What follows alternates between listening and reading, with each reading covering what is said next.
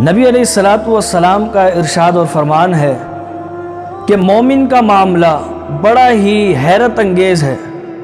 عجبا Lamar المؤمن، حیرت انگیز ہے، ہر موقع پر اسے خیر و بھلائیاں ہی نصیب ہوتی ہیں۔ فرمایا یہ مومن کے علاوہ کسی اور کو یہ اعزاز نہیں ملتا۔ یہ اعزاز کیسا ہے؟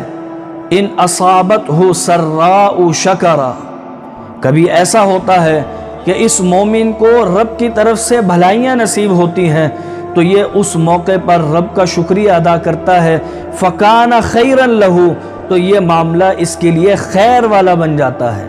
وَإِنْ أَصَابَتْهُ ضَرَّاءُ، اور کبھی اسے کوئی تکلیف پہنچ جائے، کوئی نقصان ہو جاتا ہے، صبر، تو یہ مومن صبر کر کے دکھاتا ہے، فکان خیرا لہ، تو اس موقع پر بھی یہ خیر و بھلائیاں سمیٹ لیتا ہے۔ لہٰذا ہم بھی جب رب کی نعمتیں میسر ہوں تو رب کا شکریہ ادا کریں۔